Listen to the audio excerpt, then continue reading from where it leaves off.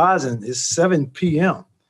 Like I said, we're going to reconvene. And Betty, could you read the declaration of electronic meeting? Yep. On March 31st, 2020, the Middlesex Board of Supervisors ratified a declaration of emergency issued by the county's Director of Emergency Management and adopted an ordinance to ensure continuity of county government. A copy of this ordinance can be found on the county's website under Board of Supervisors Ordinances number 81.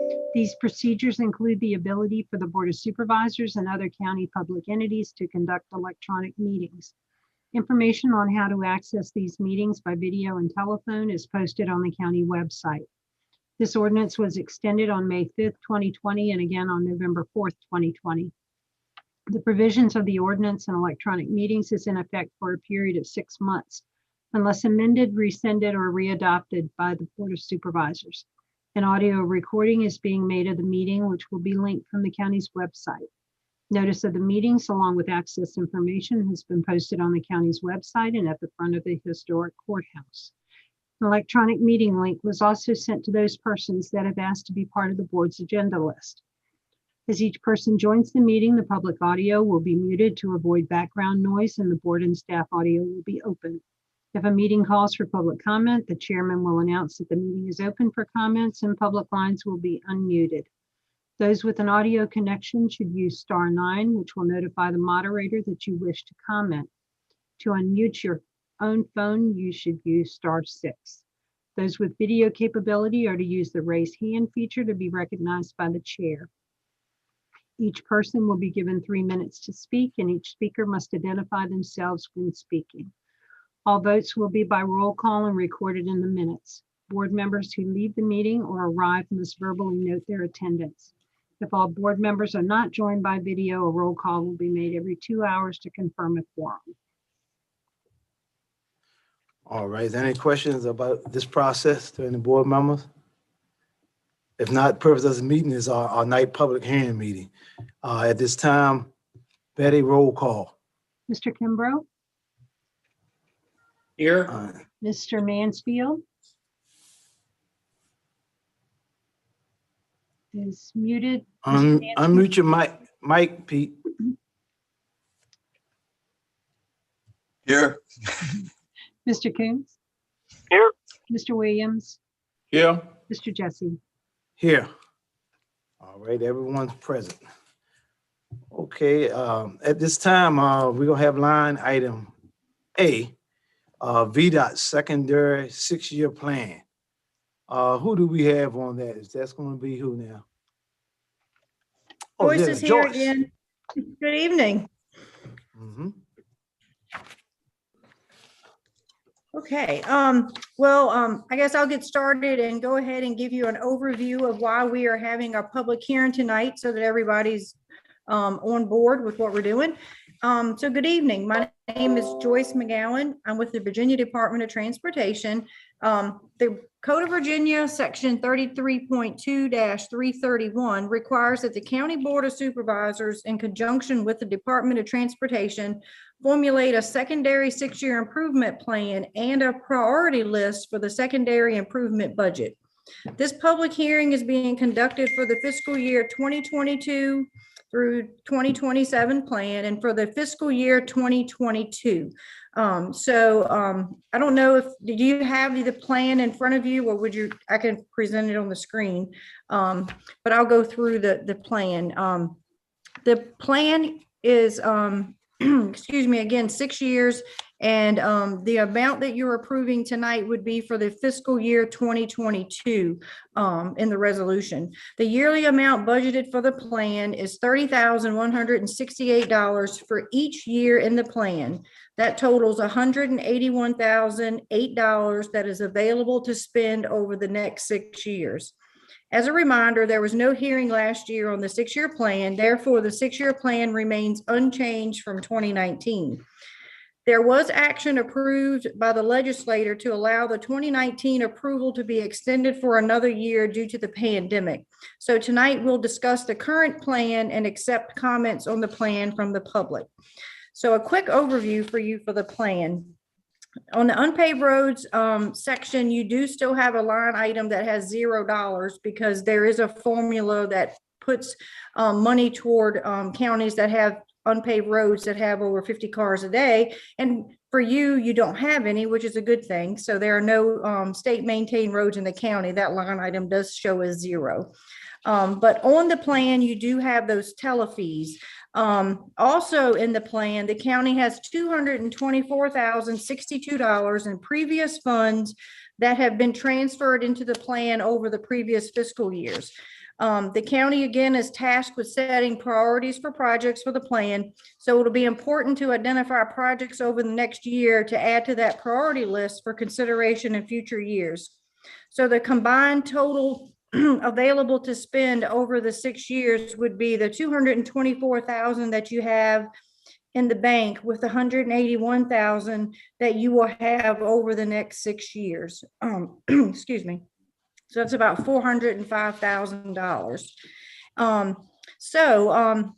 From our standpoint, I would suggest a few options for you in the interim to get us moving forward using some of those previous funds that are on your plan. One of those I would suggest is to consider placing some funds on the 6-year plan out of your county spot improvements from that $224,000. About $75,000 to construct some turnarounds there at the mill dam on Haley's Mill at Route 629. As you were aware, that road has been closed for the last 15 years since 2006. We have only had barricades up and sand to block the area off from motorists trying to cross.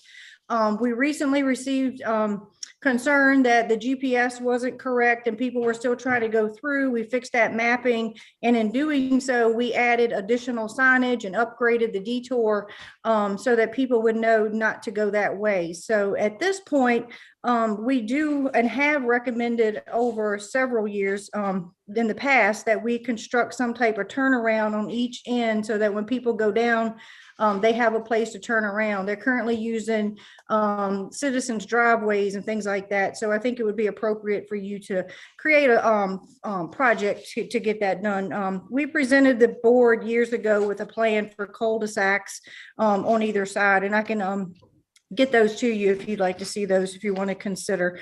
And in addition to that, I would also recommend that if you were to consider the turnarounds at the either end of the dam, that you would also put into your discussions in a future work session that I can attend to help facilitate is the abandonment or discontinuance of that section of Route 629, which would require, again, a separate public hearing and board action to do so. There is another project. There's a second recommendation. Actually isn't for your secondary 6-year plan, but I do know that Route 615, 616 Town Bridge is a priority for the county. And doing so, I wanted to remind everyone that the Smart Scale program is available for funding for large scale projects that aren't available to be put on the secondary 6-year plan. So I strongly encourage you to not lose sight of that priority and work toward work with us to come up with a project that we could apply for that Smart Scale funding next year, because it'll be here before you know it. And the last thing on your secondary 6-year plan, you'll notice you have 2 line items on the second page. One is for the spot improvements project that you've had on the plan, and then there's another one for budget items. The budget item that you have is traffic engineering services. We've currently used the funding in that account. So I would recommend that the board place about $10,000 of their telefees there for traffic studies for future projects. So if you have a project that you'd like to recommend, such as a potential upgrade of a turn lane from a primary onto a secondary in the county, or some intersection improvement, signage, just regular speed and safety studies in a corridor, those funds can be used to facilitate some of those type of things. And so those are my recommendations. So in summary, I know it's a lot to take in.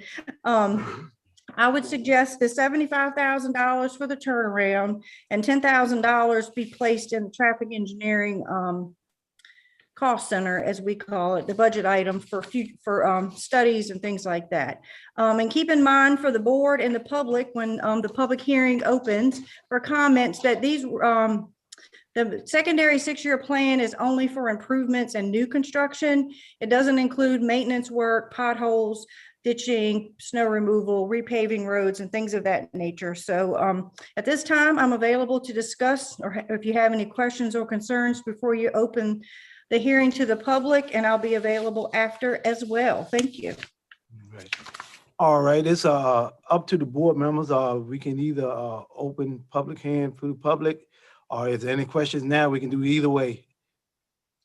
Any board? All right, well, I'll tell you what I'm going to do if I don't hear anything.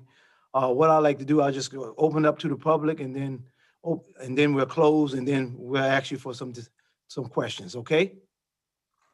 Perfect. All right. Okay, at this time, I'd like to open the public hearing. During this meeting, the chairman will invite the public to make public comments. Each speaker will be given the opportunity to speak during the regular meeting public comment period. And once during the public hearing period, public comment period, all comments will be addressed to the Board of Supervisors and not to the audience. If you have a microphone on your computer, you can present comments through your computer. There is a raise hand feature on the Zoom meeting screen that allows you to raise your hand and make a public comment. The moderator or chairman can see your hand raised, and the microphone will be unmuted so that you can make comments. If you do not have a microphone and wish to make comments, you would have to call into the meeting using the information above. If you call in by phone to comment, you can press *9, which is the same as the raise hand feature on the Zoom screen, to let the moderator or chairman know that you wish to speak. When the chairman calls on you, you press *6 to unmute your phone so you can make your comments. You must identify yourself, and the time limits are still in place, 3 minutes per person. So at this time, Kevin, do we have anyone in the public comment that wish to say something? There are none at this time, Mr. Chairman. All right, we would like to close the public comment period. And at this time, we would like to open it up to some questions for the board at this time for Joyce. George, Reggie Williams, Harmon Village District. You said something about a cul-de-sac at 619. Are you preferring to a cul-de-sac at the top of the hills or at the bottom of the hill? Or turn On around? 629, yeah, no, we had originally slated have cul-de-sacs at the bottom of the hill, but we do have some driveways on either side. One on one side, there's a driveway really, really close. But in addition, I'm recommending that you look at maybe abandoning or discontinuing a portion that's no longer available to the public. So if you choose to go that route, that would affect where the turnaround would go. So it could be a T turnaround where you just pull into an area and back up and back out, or it could be a full cul-de-sac, like a half circle. It would just depend on what area we're looking at putting the final turnaround in, and what the right of way is, and how the property owners are available to maybe donate right of way or things like that. All right, so what So you're they- saying, you want to, so what you're I saying, would if we think they'd looking be on, close. Go ahead, sorry. This so is what you're saying difficult. on the west side, which you only have one driveways, which is all the way down just before you go across the, I mean, you can't go across the bridge.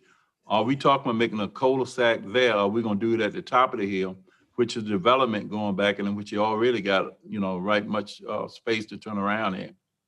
So we are saying we for could put it in either place. 75,000.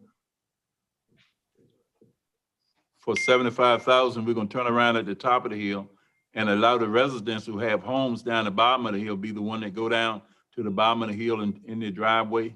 They're coming from the east, now coming from the west side. I'm talking only the west side right now. So the cul-de-sac itself is gonna be, and you said could be making a T, nobody had made their mind up exactly what they want to do before they get the funds. Top of the hill, bottom of the hill. You want us to answer that, or you all gonna answer that? If you decide that you would like to move forward with the cul-de-sacs or the turnarounds, we will provide the options that we see that are available to you. However, if you choose to discontinue or abandon the roadway, because at this point, the road is in the secondary 6-year plan, it has not been open to the public to use as a road for 15 years. So at some point, a decision has to be made on whether or not the road stays in the system, if it's abandoned and reverts back to the property owner, or it's discontinued and still available for public use, but not a road. So depending on that action, that would determine where the turnarounds would go, because you can abandon the roadway in a place where it's either up the hill or down the hill. So we would have to work through that as we move forward, and we would need your input into those different options on where those places would be. Okay, I know what you're talking about now. And the second thing, because, you know, going in valleys and stuff like that, I think you said earlier that you won't gonna clean any ditches out in the 6-year plan. We're gonna do some of that, because if you don't clean the ditches out and water running down the hill, the road is gonna deteriorate. Right, so the secondary 6-year plan is construction dollars. So those are funds that you have to create projects to make things new or change them or improve them. Cleaning ditches is maintenance, and that money comes to the department, and we put the plans together to clean the ditches and patch the potholes and things like that, so you don't have to worry about it. So this funding is separate from our maintenance funds. There's kind of like, I explained, like 2 checkbooks. So we got construction and we have maintenance. So tonight, the projects are for construction only. And those other projects that you asked us to do come out of our maintenance funds. So you don't have to worry about adding those to this. Okay. Does that Joyce? help? Yeah, Yes, sir. in my view, I would like to just abandon it and stop the road at the last personal driveway that needs to get into their house. But I'm not in favor of spending $100,000 or whatever it is to put a turnaround there. I think if you put plenty of signs that say road ends in 0.3 miles or that sort of thing, would be a lot cheaper than putting in a turnaround. That's my opinion. Do we have any more comment for any other board members?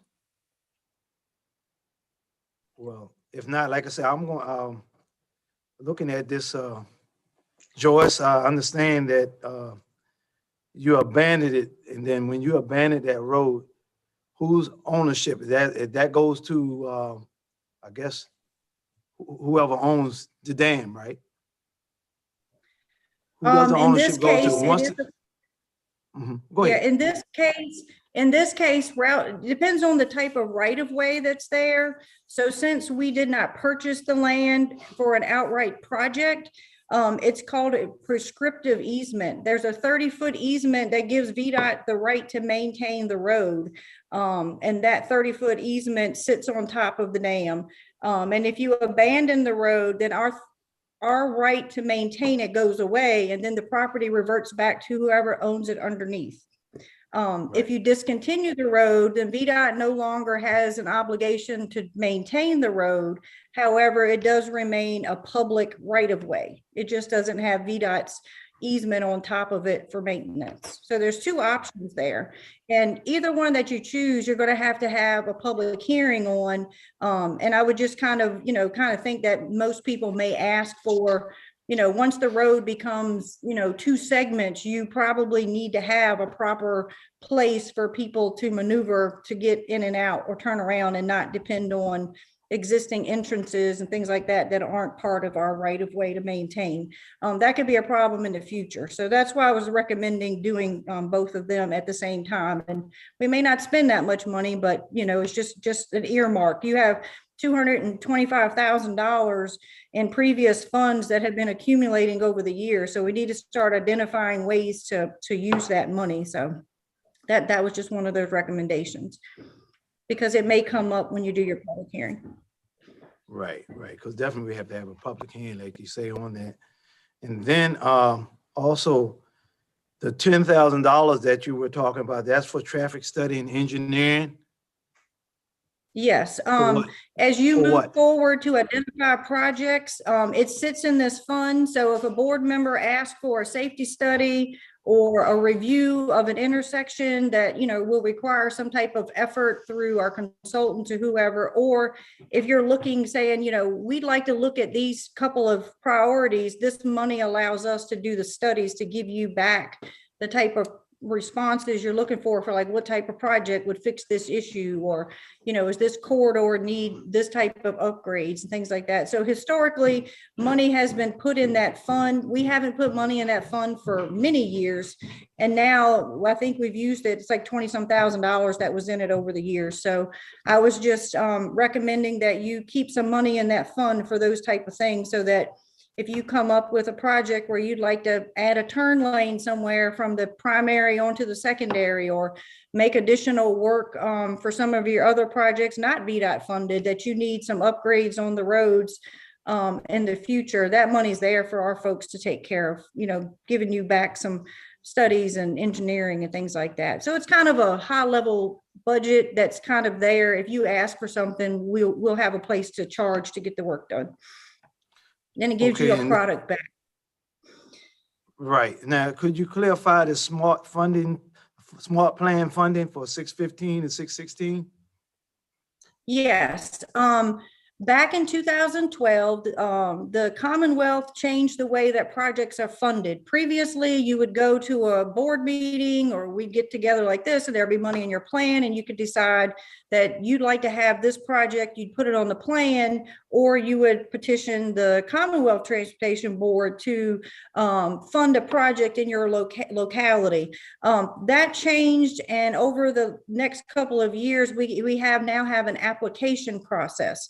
So Smart Scale is the way in which projects are funded. So if you have a project that meets the criteria with a corridor of statewide significance, which is your Route 17, and anything within 5 miles of that on either side, which 615 is, that's one of the criteria in which you can identify a need, such as safety, congestion, economic development. There's different metrics that are used. We help you develop a project that you can apply for, and then it goes through a scoring process. And if your project meets the criteria and scores well, it could be funded in future construction funds for implementation.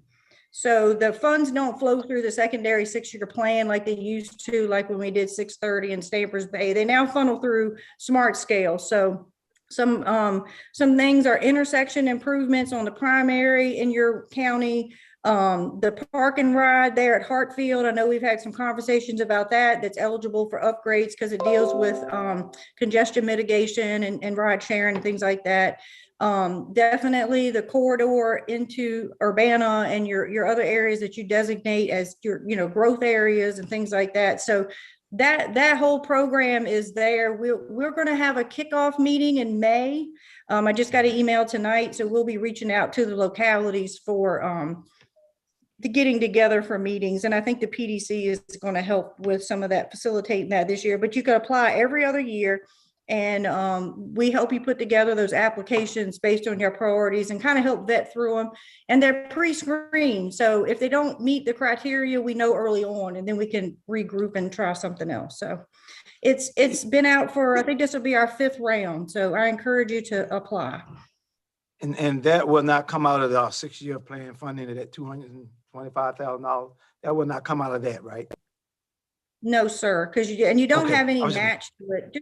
Like your sidewalk project or things like that, when you do enhancement grants, you have to pay a percentage or 50-50 or 80-20. This is 100% funded through the department if it's a successful project. So, Okay, all right. I have a question, Joyce. Are pedestrian bridges qualifying? If they're part of a transportation network and yeah, you could probably pedestrian sidewalks and trails are part of I guess, the allowable features. It just depends on there's another layer above that, because I'm talking to real generalities, so I don't want to bore everybody. But it has to meet a couple of needs.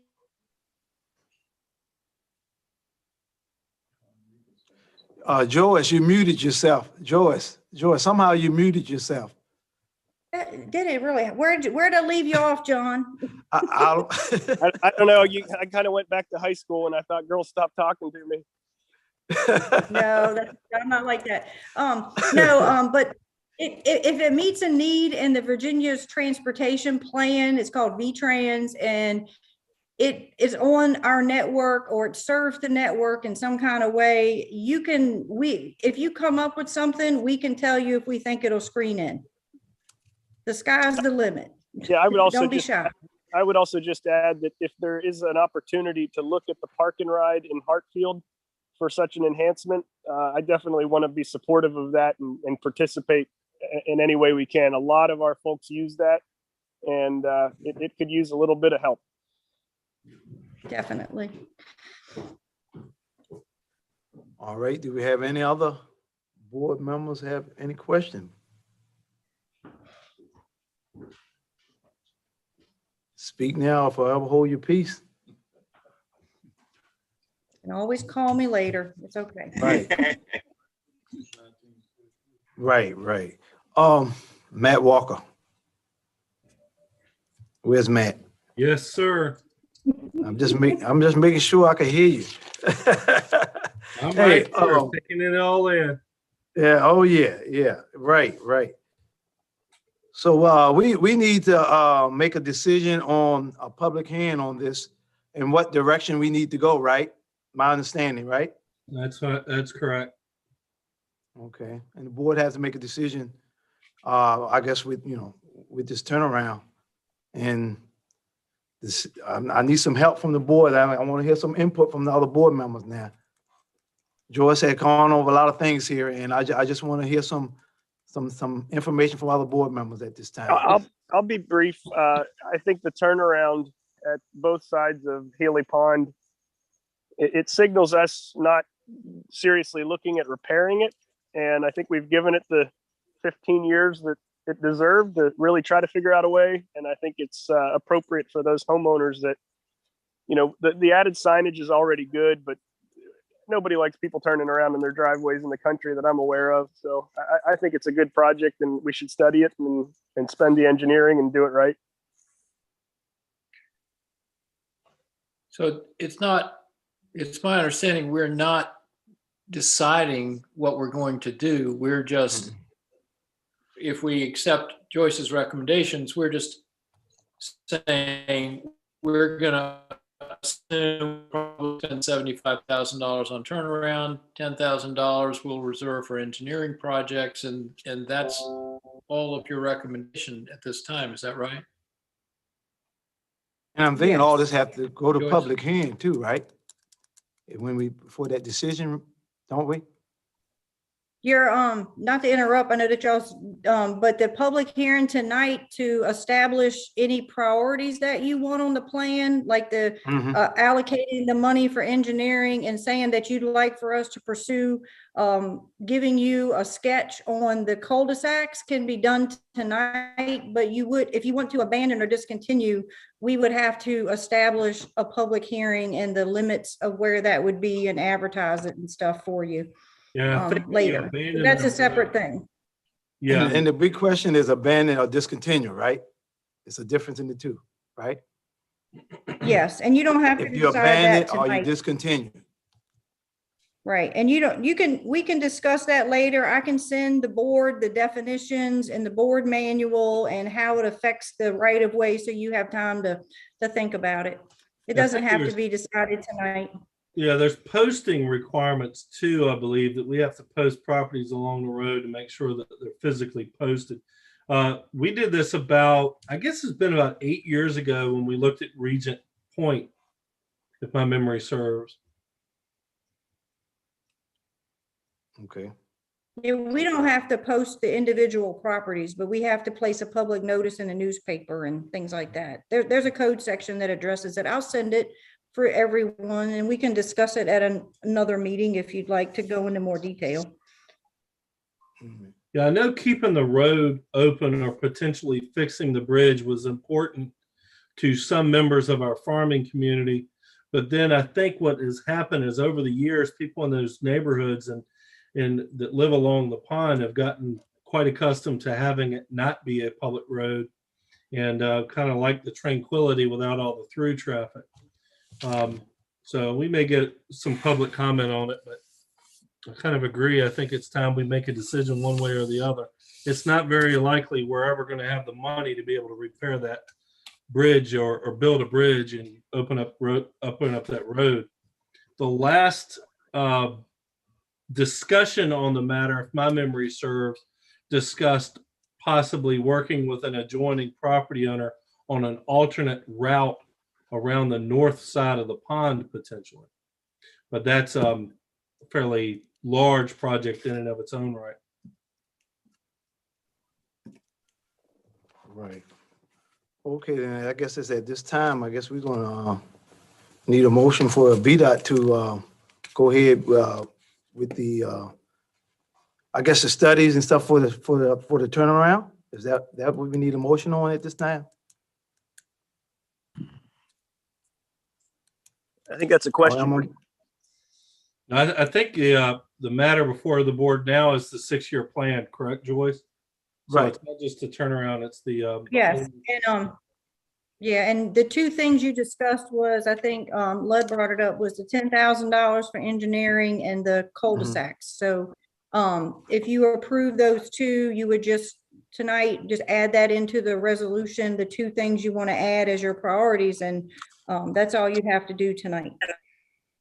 One question before we make a motion, Mr. Chair and Joyce. I know we're looking to do a renovation of a VDOT end of right of way in Topping there where we have a public dock, I guess. What's the name over there that I'm grasping for, Matt? the public dock. Well, it's in Topping. It's on the water on the Rappahannock. We just, Lockleys? Oh yeah, Lock- Lockley's Creek. is The there any, county is of there, here. is there any chance of getting VDOT money to go that way? I mean, can somebody familiarize Joyce with what I'm talking about in a more intelligible way? Well, Please do. I'm not too sure what you're asking, John. Are you asking for a turnaround down at the end or for road improvements? So we've got an estimate for an improvement at Lockley's Creek. I'm just wondering if any of that is VDOT eligible, that we might use VDOT money instead of county money. I think that's at Whiting's Creek. Yeah, Whiting's Creek. Whiting's Creek. Yeah. No, That's that's like not. your backyard, Matt. I'm expecting more help. You said I'm Topping familiar with that County one. there, John. Oh, my That works outside of the right of way, so you can't use secondary dollars for it. Yeah, but, it's a good idea though. Yeah, Dave Kretz and I've already kind of explored that. Okay, good enough. Yeah. I was just Right. proving to everybody that I'm gonna come here. Well, that's right. No, that's good. No, we actually know about that project, and the stuff that needs to happen on the right of way with the pipe and some asphalt, we're gonna help take care of, so. That's what I like to hear. You're already Okay. getting some help. So Matt's what's already the got us motion? on that one. The motion that we need is to authorize VDOT to proceed with the 6-year plan. Does it need to be more specific? than that? Just approve the proposed 6-year plan. That's my motion, Mr. Chair. Right, along, and then along with the, doesn't that add in along with the $10,000 for the engineering and Right. for turnarounds along with that? That is my motion, Mr. Chair. Yes, please. All right, we have a motion by John. Do we have a second? Second. Motion by John, probably second by Lud Kimball. Any more discussion? Discussion. All right, Joyce, when they put the turnaround in, let's say on Road 629, where the traffic on 620 and 619 have been increasing at the same period of time. Earlier, I said on 620 that the road was deteriorating and traffic had been increasing in the last 2 years. I also mentioned that the ditches on 619 will need to be cleaned up because of how higher traffic are going to the trash dump. Also, the intersection, well, that's maintenance. Well, I'm tying it to the same study. If you're gonna study part of it, then you gotta study everything that's related to it. Then that'll be the intersection of 619 and 33 by the 7-Eleven on one side, which had had been complaints through the years about moving to make it safer. And recently we had,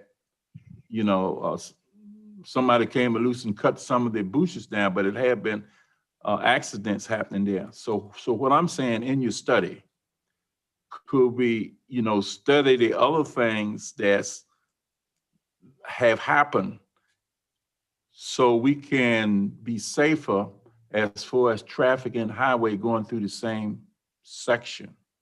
It's $10,000 to study it, so it should be enough. But we're not using the $10,000 to study anything on 629. That is just there if there is a need for a study. So that has nothing to do with Healy's Mill and looking at where the cul-de-sacs are going to go and things like that. We have studied 619 and 33, and there aren't any operational adjustments that we can make to that area because there's the incidents that are happening aren't because of the roadway, things like that. So when you talk about upgrades and improvements, those are the things that the county board, in conjunction with VDOT, has to look at for improvements and projects.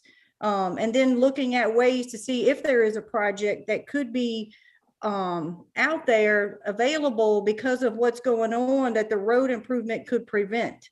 But we have looked at 619 and 33 in the past, and the increase in traffic on the roadways, if it requires you to widen the road or to accommodate the more traffic outside of just cleaning the ditches and adding the shoulders, those are projects that the county has to look at to provide funding for or find mechanisms in order to make those happen. We don't create those projects at VDOT. They go through Smart Scale or your secondary 6-year plan, or through a local county's capital improvement program, or things like that. So 2 different things. Just wanted to make sure I made that clear. Okay, I understand what you're saying. I don't quite agree with what you were saying about the intersection itself and however y'all study it, because you took 17 and 33 by Food Line. They did something out there that made a little difference. Now, by living on 619 and crossing the highways, I know it's not safe. And anybody that comes out of there would know that a lot of people stop at 7-Eleven, trucks and everything, and have to go over the dual lane highway. So if somebody's temporarily coming in and said, don't need anything done, then I would question them and just compare it to the next thing that is being done. There have been accidents there, people have got, and it seemed like the only time that we can get anything done is something happened.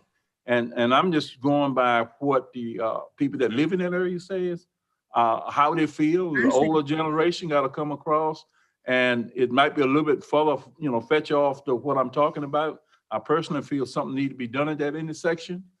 When the road was put in, if you do your history, maybe the intersection should have been a little teeny bit different, but for reasons, we had put intersections in, and the way we had put them in had nothing to do about safety. So now if we started doing our study on stuff, we'll realize we can correct some things that have been done wrong in the first place. And that's just one of them, the way they did that. So I mean, I understand what you're saying. I don't want to get off the tandem on it, but the representatives in that area have been getting on me about it. So, and I can see what they're saying. I'm getting older now, my sight is not as good. So, maybe they can look at it again, and maybe they can do something about it. Because I can tell you, Joyce, going across that road where you barely got a car can set in the middle, and you're going across and traffic is coming up, we just an eyelash away from something happening that's not going to be good. So just to make sure I'm clear, I didn't mean there was nothing that, could be done. I can go back to talking about Smart Scale. The department no longer awards projects based on folks, you know, on the county board or requests that come in. So a lot of the older projects that are in the county came through the system prior to the prioritization process. If you identify a project at 619 and 33 that you would like to have done to make the median wider, to add turn lanes and things of that nature, then the county has to identify the funding, and you have to find a way to fund it, because there aren't any funds in your secondary 6-year plan. There's only, what we said, $400,000. And you either have to pursue trying to see if it meets SMART scale criteria, or if not, then there aren't any other funds available to create projects outside of those parameters. So that's what I meant by, you know, VDOT versus having something done about it. I can't create a project to fix things like that. It has to come through the locality, through SMART scale or your secondary 6-year plan or other funds. That's how projects are funded now. I'm gonna ask a dumb question, I guess, but who is Smart Scale? SMART scale is the Commonwealth of Virginia's transportation process that all localities have to follow to apply for funding for transportation projects. So you have your secondary plan here, and then you have SMART scale, and your projects that you have identified as a county through either long range transportation plan or projects that you envision, you have to apply for those. It's been this way since 2012 or 13. Hey, Joyce, I appreciate all your answers and the job you're doing. And I don't care too much about Smart Scale. I know, but we'll walk you through it if you're interested. Matt and his team, we'll get together in May, and we'll take all these things that you're talking about into consideration and let you know where they could fall. Okay, all right, we appreciate that. Okay, we had a motion by John Coons and second by Lloyd Kimball. Is there any more discussion on the 6-year plan that we voted on? If not, roll call. Mr. Mansfield, Aye. Mr. Kimbrough, Aye. Mr. Williams, Aye. Mr. Coons, All right. and Mr. Jesse. Aye. Motion so carried. All right, Joyce, I'd like to thank you. You're Have welcome. a It's nice good to evening. see everyone. You too. Same here. Y'all take care. Be safe. All right, take care. All right, next on our public hearing is the amendment of a precinct and polling ordinance. Who's heading that up? Is that Barbara? Yes, sir. How you doing, Barbara? Good to see you. I I'm see you at doing a fine. My baseball- Nationals won. Yeah, I see you at a baseball game, okay? Well, I can take it off the recorder now. All right. So I'm just like I'm saying, you're on the scene right now. Yes. Okay. Well, we have found it that we need to move the Urbana precinct from the Urbana firehouse to another voting location because of the fact that we hold town elections there. It has to be within the bounds of the town of Urbana. And so we have looked around and we found Urbana Methodist Church. We contacted both Urbana Methodist and Urbana Baptist, and Urbana Methodist was so welcoming and so anxious to have us. And they have both churches would be good facilities, but they do have all the things that we need. They have handicapped accessibility, they have ample parking, and they have plenty of room within the building for the polling place in their large meeting room. And they also have a portico there on the end where we can do drive-through voting without anybody having to be out in the weather. When I say drive-through, I mean curbside voting, which is for elderly and disabled people. Right. Okay, well, like I say, what we're gonna do now, we're gonna open the public hearing on this, and then we'll close it and then see if the board members have any questions, okay? Okay, All right. During the meeting, the chairman will invite the public to make public comments. Each speaker will be given the opportunity to speak during the regular meeting, public comment period, and once during the public hearing, public comment period. All comments will be addressed to the Board of Supervisors and not to the audience. If you have a microphone on your computer, you can present comments to your computer. There is a raise hand feature on the Zoom meeting screen that allows you to raise your hand and make public comments. The moderator or chairman can see your hand raised and the microphone will be unmuted so that you can make comments. If you do not have a microphone and wish to make comments, you would have to call in to the meeting using the same information above. If you call in by phone to comment, you can press *9, which is the same as the raise hand feature on the Zoom screen, to let the moderator or chairman know that you wish to speak. When the chairman calls on you, press *6 to unmute your phone so that you can make comments. You must identify yourself, and time limits are still in place at 3 minutes. At this time, I'd like to open the public comment. And Kevin, do we have anyone that would like to speak? Mr. Chairman, we don't have anyone, period. I do have one to read. Okay. Betty does. Say what? I do You have one have you have to read? one to read. Okay, all right, Okay, but there's no one present attending, so. okay. This is from Lisa Walker. Dear Board of Supervisors members, I am writing about the proposed change in the Urbana polling location. I'm currently the Urbana Precinct Election Chief and have worked elections in Urbana for about 15 years. I wholeheartedly support and request you approve this move. With the structural layout changes to the Urbana Fire Department, it has been very hard on some of our voters.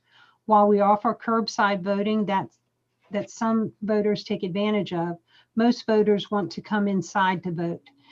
It is an extremely long walk for some, and we have even set up chairs along the way so they can rest. Another concern we discovered during our elections in the last year, we only have one entrance, so it is very hard for voters to be socially distant when they are coming in and leaving to vote. With the possibility of moving to the Urbana United Methodist Church, I think things will run much more smoothly. We will have a larger area to work in and spread out, and voters will have separate entrance and exit doors. Voters will have more parking, and it will be closer proximity to the entrance to the building. The last two elections, we had election workers outside watching for voters who might want to vote curbside, which can get pretty hot or cold for our election officers depending on the time of the year. Feel free to contact me with any questions. And again, I do hope you approve this move. Okay, thank you for that. Does anybody from the Electoral Board, John Scott or even Melissa Welch, like to have anything to say? If not, I would like to close the public comment period and open it up to the board at this time. Board members, do you have any questions? No questions, all right.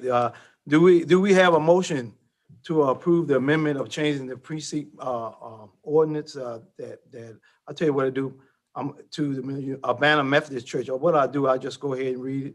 Pursuant of the Virginia Code Section 24.2-306 through 24.2-309 of the Code of Virginia 1950 as amendment that the Board of Supervisors will consider a proposed amendment to the precinct ordinance, changing the polling place from the Urbana precinct to Urbana United Methodist Church located at the town of Urbana. The location offers ample parking and a large voting area that meets accessibility. Do we have a motion to approve that? So moved. I have a motion by Reginald Williams. Do we have a second? Second. We have a second by John Coots. Motion been properly second. Any more discussion? Roll call. Mr. Kimbrough, Aye. Mr. Coons, Aye. Mr. Williams, Aye. Mr. Mansfield, Aye. Mr. Jesse. Aye, motion so carried. I'm glad y'all had another move. It's gonna be a very welcome in the community. All right? Thank you, gentlemen. and- We appreciate your thank you. support. Okay, all right, and take care. Thank you.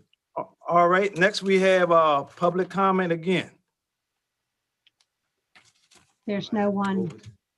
We don't have anyone? No, sir. Unless Ms. Holmes or Mr. Scott or the ones that are participating want to make a But if comment. we don't really need it. Well, I'll open it and then I'm gonna close it. We don't have one. All right, because it's been a long day. All right, well, I'm gonna close the public hearing and we're gonna have a motion to adjourn, but just remember that Thursday, April the 22nd, well, let's back up. Friday at 1 o'clock, we have a work session. And then Thursday, April the 22nd at 7 p.m., we have the budget public hearing. Thursday, April 29th, we have the budget deliberation and adoption. And then our next regular board meeting will be May 4th. All right, at that time, okay, if not, do we have a motion to adjourn? So moved. Motion by John Coons, do we have a second? Second, Second by Pete, motion by John, probably second by Pete. Any more discussion? Roll call. Mr. Coons, All right. Mr. Mansfield, aye.